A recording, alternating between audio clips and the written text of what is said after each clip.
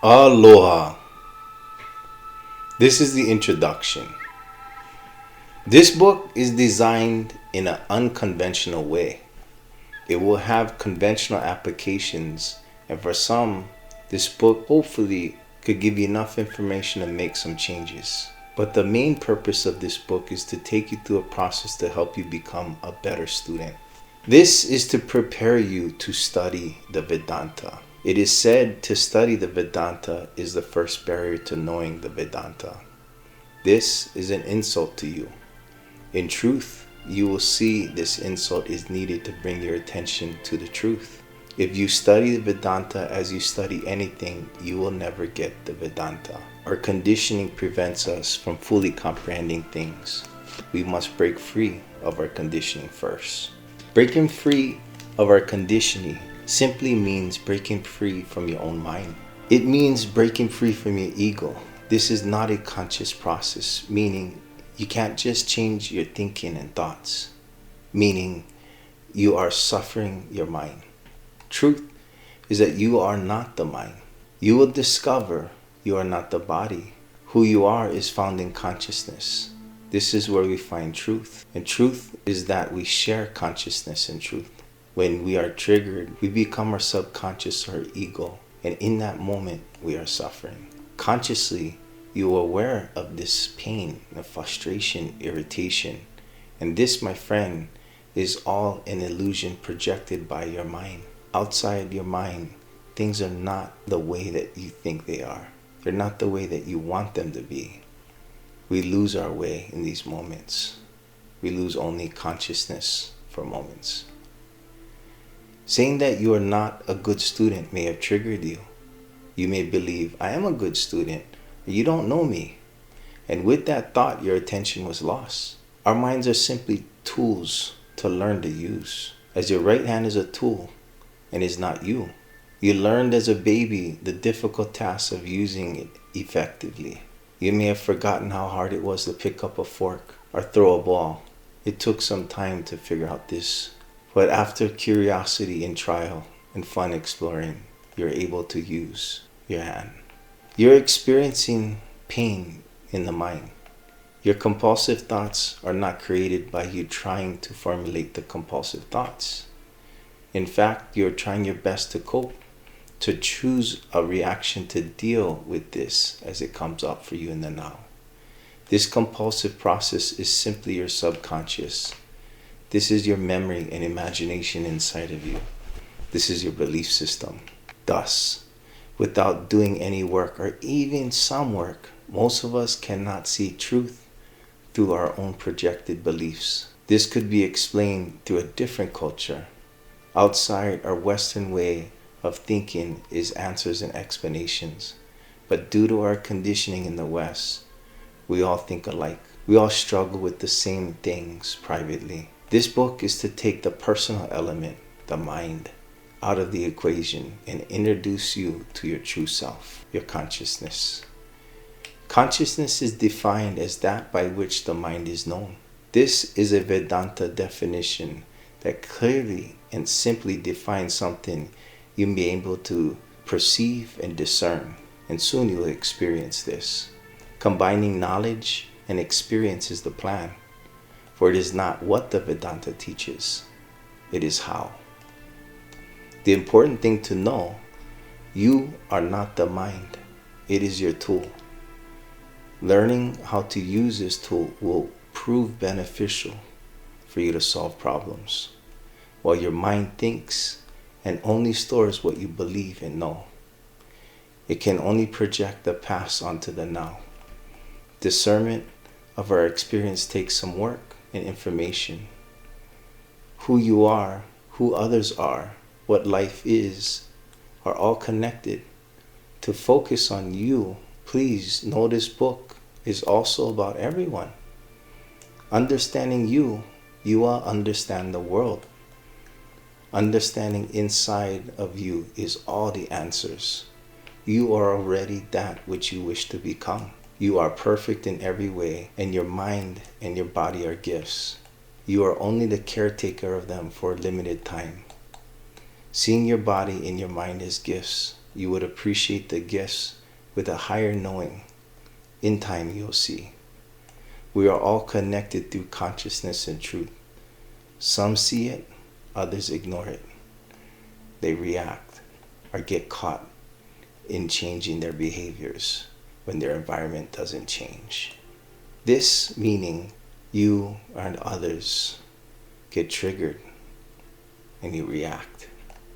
When you react, you are not solving your problem and you're pushing away what you want. Humans get frustrated and start to suffer, doing the same action the next day only because our minds are compulsive, repeating the same thoughts over and over. Albert Einstein defines insanity as doing the same thing over and over, expecting different results. I believe ignoring thoughts and others is an immature tendency we need to be aware of, and we will naturally see our actions are not who we are. In fact, when you look at your actions, you'll start feeling bad or embarrassed.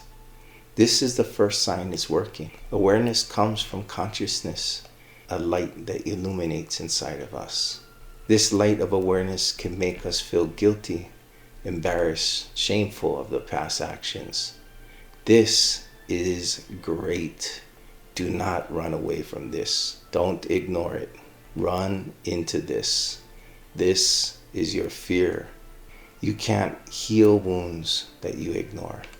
Fear is something we need to desire to confront and get past. If we don't desire that and we desire to get out of trouble, guess what? You keep repeating this choice over and over for an eternity. The East call this karma, which is simply action. Karma, or action of our mind, is the karma or action outward in time. Thus, without consciousness, without awareness, we act only as our minds project, never realizing if this action is helping us solve a problem or if reacting is creating another one. Your mind is trying to get things it wants and desires and trying to avoid things it fears. This is your compulsive drive right now. Thus, without any awareness, you will react as your karma, as you have in the past. To change your action or your karma, we need to be aware of this first. Is your action helping you solve your problems or not? I'll bet in time this answer becomes more clear. This book is about looking at action consciously, increasing awareness to see all. There is so much we cannot perceive daily. Our attention keeps getting triggered and we go into our heads. So the game plan is to find out who am I, and at the same time improve consciousness. First, this book and its goals. If this book is successful, it will prepare you to become a good student. In accomplishing that, your life will improve and you will start living a more conscious life. This naturally will help you, but I hope you remember this goal is to prepare you.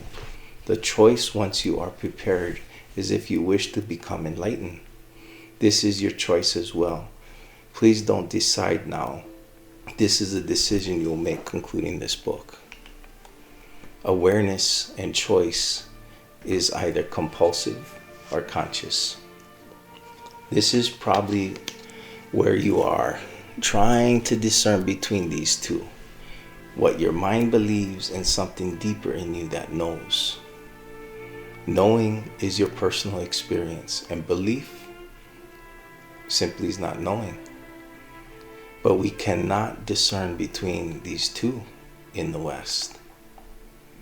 Two factors that we're going to focus on in this book is one, discernment. This should help you with this skill.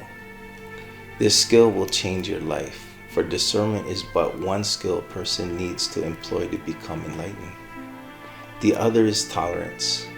This too will change your life. Employing this and mastering it will give you the ability to respond to problems and turn problems into opportunities.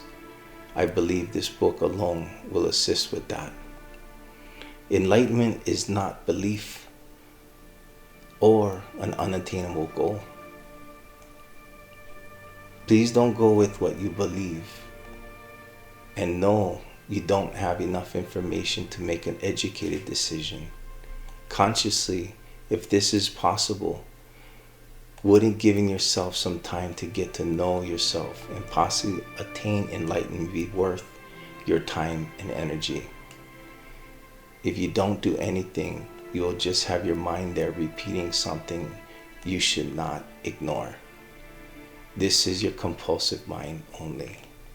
Once it knows, it knows. Right now, it believes. Only you can discern between belief and knowing, for discernment of these two things are the path towards enlightenment. The concepts in this book is from my understanding of things.